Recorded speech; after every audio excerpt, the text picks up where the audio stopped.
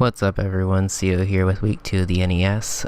This week we are taking on the Aston Charizards, coached by TheMadDanny. If you missed last week, we lost a really close narrow battle against Sunny, so we're looking to rebound this week, but unfortunately Danny's a very, very hard opponent. For those of you that don't know, he was the back-to-back-to-back champion from Season 1 to Season 3. And was one of the top teams last season before having to bow out, so I know he's coming back this season roaring for stuff, and he has a very scary team, so we have to be very careful this week. I tried to be a little bit more offensive with everything this week because I noticed I was a little bit passive against Sunny, so I actually have a pizza cooking in the oven, so I gotta hurry up and get to the team builder, switch it, and then record the battle. But first up, making the season debut, I guess, is Nihilego, with the Life Orb, Thunderbolt, Power Gem, Grass Knot, and Sludge Wave. Thunderbolt's for Gyarados, Power Gem and Sludge Wave are for Stab, and Grass Knot's for Rhydon. I really wanted to include HP Fire on this for Scizor, obviously, but I just didn't have coverage options for it and kind of ran out of room. Realized that the two biggest counters to this weren't actually really Scizor, because Scizor can be handled with other stuff, but Gyarados messed it up, and Rhydon actually messed it up a lot in practice. But luckily, this spread with a Life Orb is a guaranteed OHKO on Rhydon, and is a guaranteed OHKO on pretty much every offensive Gyarados there could be. If it's a full bulky Gyarados, it lives somewhat well here, but it's okay because I have enough HP to normally take one Waterfall if I need to. It's pretty risky, but whatever. But basically this spread is designed so I actually get a speed boost off of Beast Boost instead of a special attack boost. He has a lot of things that get messed up by Nihilego at +1, to be perfectly honest. He basically only has Scizor for it, so if I can manage to get Scizor down, I guess Girder with Mach Punch could do a decent amount of damage also, because it's neutral, but basically if I can get the things that I need to get worn down, Nihilego could be a very easy late game cleaner. Next up, also making season debuts, Incineroar. AV Intimidate, U-Turn, Earthquake, Thunder Punch, and Knockoff are all fairly standard options for Incineroar, I guess. I want the pivot option, I want Earthquake, Thunder Punch, Knockoff for coverage. I actually toyed back and forth for a while on this set of running Flare Blitz over Earthquake, but he doesn't really have a ton of stuff that's really weak to fire. And to be perfectly honest, anytime Scizor is in against a fire type, it's just going to U-turn out if it can, or just hard swap into something. So I'm not really too worried about not having Fire Stab, because I can hit Celebi with Knockoff pretty hard. And then honestly, outside of Scizor, nothing else on his team even gets hit by fire.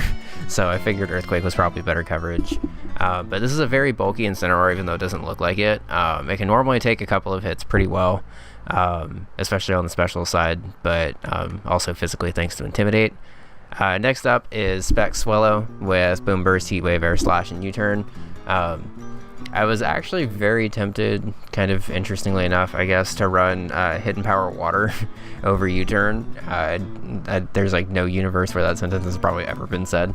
But I figured HP Water would be nice if he did bring Rhydon and I could make the prediction into it, because it does a decent amount of damage. And it also would hit things like Arcanine fairly well. Obviously I went with U-Turn because momentum's a little bit better. This speed spread allows me to speed tie with Darkrai. The only thing on his team that naturally outspeeds this is Mega Manectric. Nothing on this set really hits Mega Manectric anyway, unless I was going to run a Scarf set, in which case the damage output's not nearly as nice. He doesn't really have a ton for Stab Boom Burst if he doesn't bring Rhydon and I manage to weaken Scizor, because you would assume Scizor's a resist to this, but it's kind of not, unless it's a very bulky Scizor, it still gets 3-hit KO'd pretty easily. So basically just hit a Boom Burst, switch out, come back in, and then anything on his team is 2-hit KO'd by Boom Burst pretty much. Again, this is assuming he doesn't bring Rhydon, but Rhydon still also doesn't have the greatest SpDef, so it doesn't really take it super well either. Next up, more season debut, Snorlax with the Eye of Papa Berry. Gluttony basically makes it, if you missed last season, I guess, it makes it so instead of eating this HP restoring berry at a quarter HP or less, it makes it so I eat it at half HP or less. So basically the plan is to get a curse up, take a hit, go below 50%, recover to 50%, be at +1 attack and +1 SPDF, and then just be able to hit stuff with Fire Punch, Thunder Punch in return. Again, this is another set where the coverage changed drastically this week. I realized Fire Punch and Thunder Punch were the best answers for the things that I struggled with Snorlax. I don't love switching into Arcanine, but other than that, I can pretty much take on anything on his team with this spread. Again, Rhydon is a little bit of an annoyance, but I have stuff for Rhydon across the team, so I'm not super worried about it, I guess.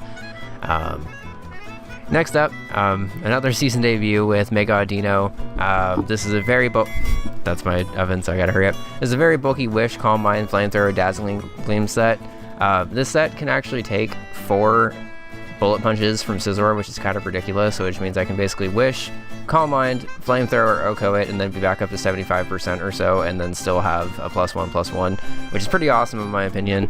Flamethrower, Dazzling Gleam allows me to hit basically everything but Arcanine on his team for at least neutral damage, if not super effective damage. And after I get a +1 up, Audino becomes very, very, very difficult to kill. I'll just put it that way. And then finally we have probably the coolest set of the week, I guess, and Weakness Policy Zygarde.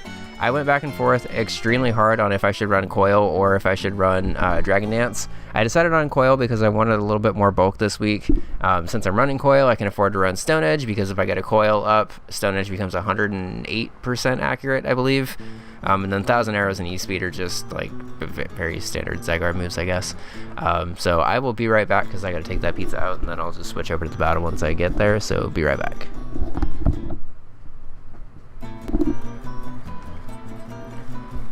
Alright, so we're back, and as you can see, Danny brought a kind of interesting team, all things considered. I was expecting Darkrai. Gyarados made a lot of sense. What else on his team today? Honestly, like, all 11 things on his team were pretty scary. So, more realistically, I expected Mega Manectric, I expected Scizor, and I expected Arcanine. I was pretty afraid of Carter, given that he did bring it last week, and I was bringing triple normal core this week. But I figured it was a risky enough proposition for him to bring it, and I did have Swellow, which could potentially do damage to it that I didn't think he'd want to bring it, but he did, because of course. And then finally he brought Druddigon also, which is also annoying. If it's Assault Vest, Audino needs a +1 to really be able to even put any kind of real dent into it. If it's not, it's easier to deal with, but if it is Assault Vest, that's kind of annoying. I'm mostly just annoyed that he didn't bring Darkrai, because I actually had a lot of answers to it on my team, and I was hoping to be able to kind of show it off, because, you know, Darkrai's not really seen often in leagues. And I'm one of the few people in the league that actually records post-com, so I was hoping to be able to show it off, but that's okay. So, given the team that he brought, Swellow outspeeds everything, but he did bring both forms of Priority and Mega Manectric, so it's a little bit more expendable than it normally would be, especially since I don't need it to speed type with Darkrai in case anything gets out of hand. Incineroar, Nihilego, and Zygarde are probably going to be my 3 most important mons this game, I think. Incineroar just has a very good matchup pivot against everything on the team except for Girder. And I guess Druddigon, but Druddigon doesn't really want to switch into me most of the time anyway, because knockoffs hurt. Nihilego, basically, if I can weaken Scizor or remove Scizor, I think can just potentially clean up like then and there. And then Zygarde, if I get in against Mega Manectric and manage to get off against an HP Ice, I EV'd this, so even a modest Mega Manectric only does like 60 or 70% or so. I did EV this so I could also live a Sylveon Hyper Voice, but not as well. But I did want to make sure I had enough HP in there for that. But because I didn't really have any, like, I could have either led Swellow or Incineroar to open up the battle. Because both had a U-turn and both allowed me to kind of pivot around. I figured this is going to be a kind of pivot-heavy game, so I decided to just lead the one that was intimidating, since his team does have a lot of physical attackers. If he led Mega Manectric, it was whatever, because I'm Assault Vest, so I can still take a Volt Switch pretty well. But he didn't, so he led Druddigon, which leads me to believe he's either going to set up rocks or try to go for a Glare right away. Since he's not Rocky Helmet, I have to try to assume that he's either like a Z move or something, or potentially leftovers at this point.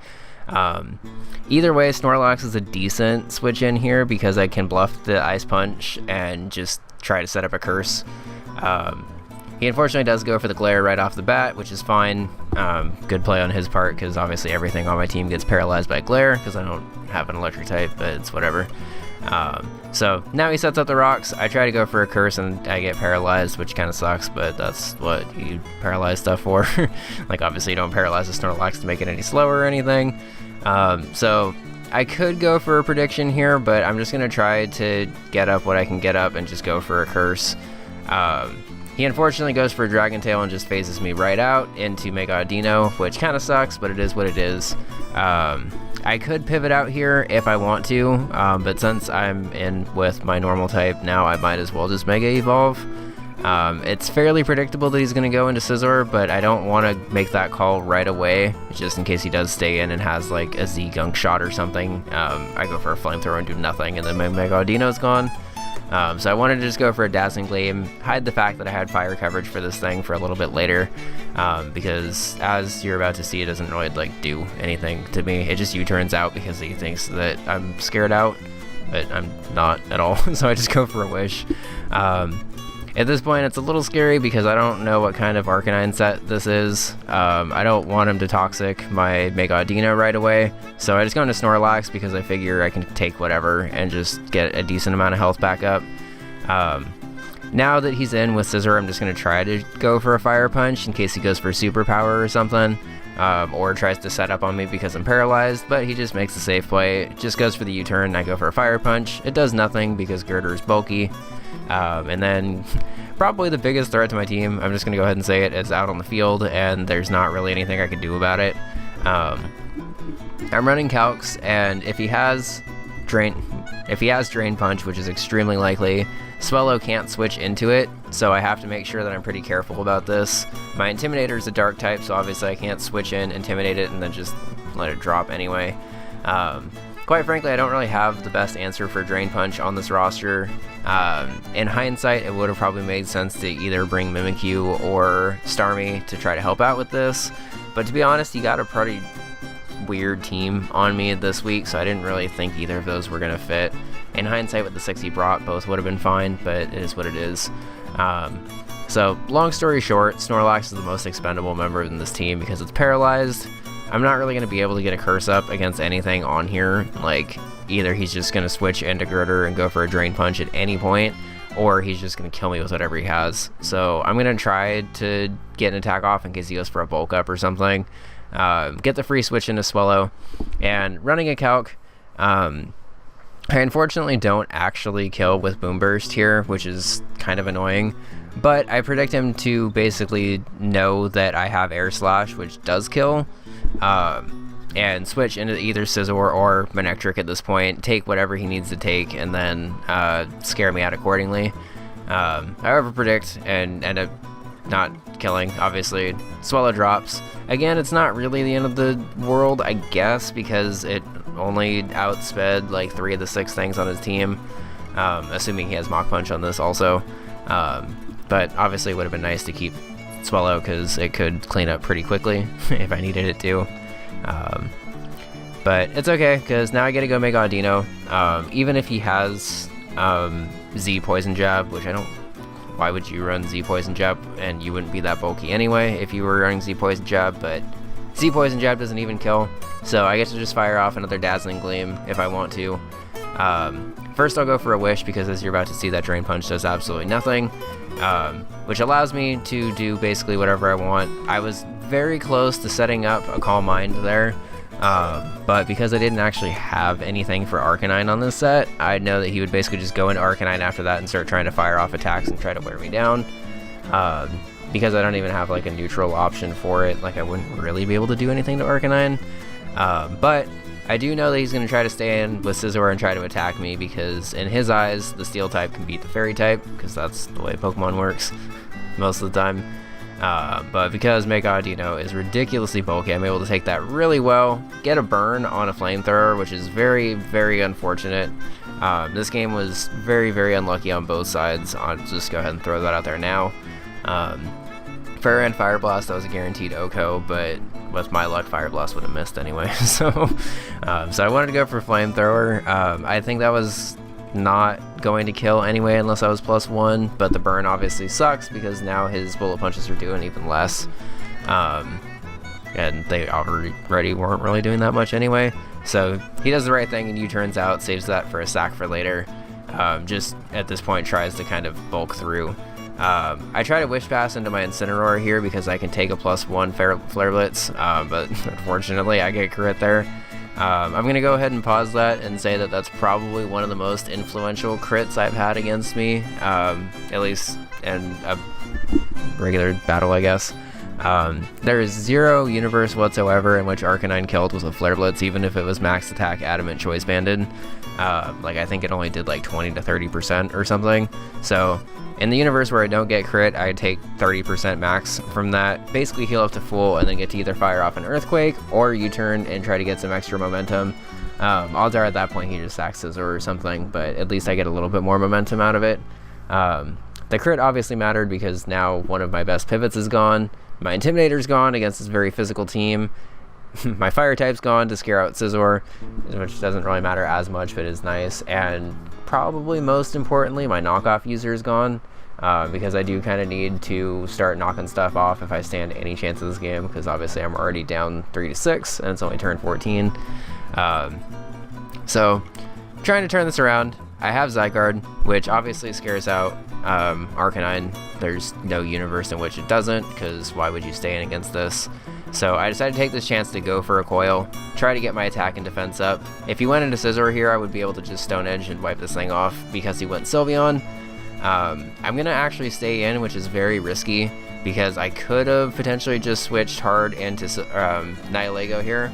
But because I have the weakness policy, I feel fairly confident that I'll be able to live and at least get off some massive damage against whatever else comes in.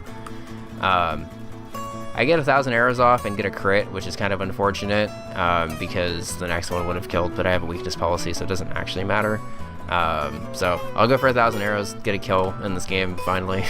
And then he goes Mega Manectric, which was the original target for this.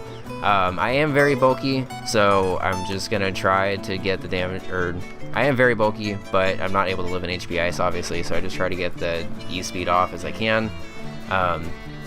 In hindsight, it probably would have been smarter to just go into Nihilego, scare this thing out with a Sludge Wave, and try to get a Beast Boost right then. I didn't really notice that until this turn, but that probably would have been a better situation than just sacking Zygarde at this point, because I did have the opportunity to set up on Mega Manectric basically at any point it was in, because there was zero universe in which Mega Manectric wasn't going to have HP Ice, and there was zero universe that I was going to get killed by it. So, lesson to self for the future, I guess. But Mega Manectric's in, Zygarde's down. At this point, it's just Nihilego and Mega Audino. Luckily, I actually take anything from this Mega Manectric, so I'm basically just able to fire off a free attack here, because Nihilego's very, very bulky. That Power Gem crit is huge, because then that means that the next one should kill. I wasn't actually calculating during the battle, but because that did so much damage, I was pretty confident that the next one was going to kill. I could have very easily played it safe and just went for a Sludge Wave here, but I didn't want him to go into Scizor, get a ton of chip damage on me, even if it was with a burnt Bullet Punch. Like, it still would have done a decent amount of damage, just because Scizor's really strong. And then I didn't want to get the chip damage, so I go for another Power Gem here. Because of the spread that I'm at, I actually don't manage to kill thanks to those leftovers recovery. I ran a ton of calcs after the battle because I was just trying to figure out if I just like made a mistake or if that stood any chance of killing.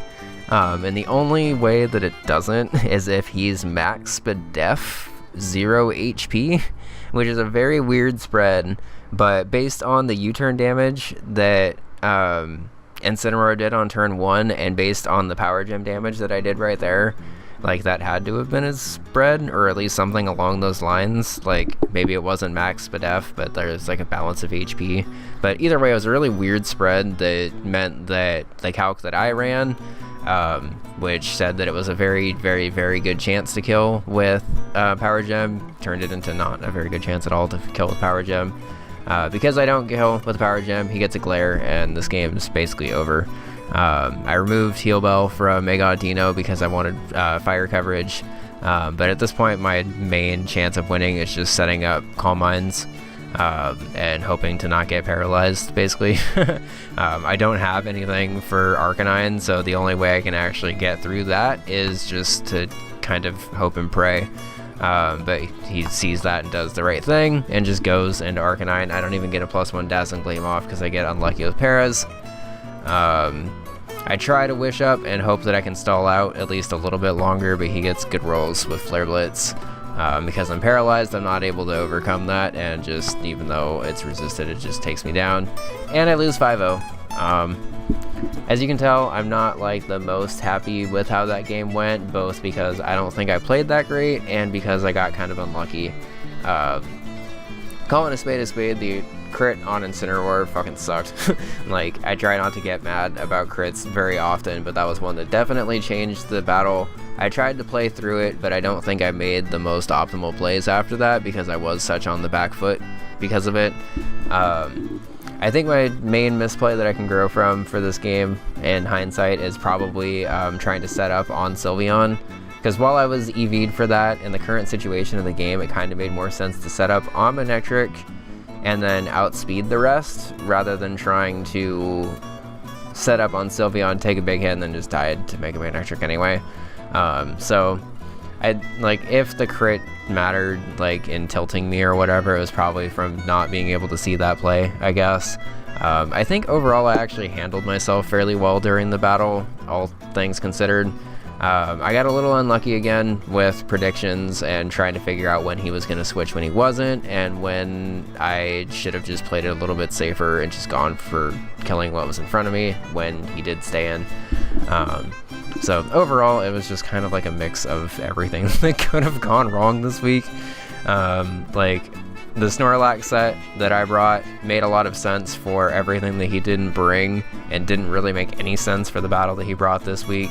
So, like, Snorlax was expendable. I don't think I played Zygarde as well as I could have. I got unlucky with rolls and crits and stuff like that. Danny played perfectly, so, like, all of that together just kind of meant I got my ass kicked. Gonna be honest, this is a very disheartening battle, but I'm gonna keep going, because even though I'm dead last in the league right now, I still feel like I have a pretty good team. Next week doesn't get any easier, though, because we take on Super Nerd 92 and the Seattle Sigilifts. I think they're undefeated right now. I'm pretty sure they are. Either way, they have a really scary sand team, so I gotta be careful for that. But look forward to that, I guess. I'm hoping to kind of start winning again, because it's been a little annoying being on this little losing streak I've been on. But once I turn it around, I think it'll be fine. It's just a matter of actually turning it around, I guess. So thank you guys very much for coming by. If you like the commentary, maybe you don't like me losing 5-0, because I don't either. But if you like the commentary, at least please drop a like and comment or whatever. But have a good one, and I will see you next week. Bye.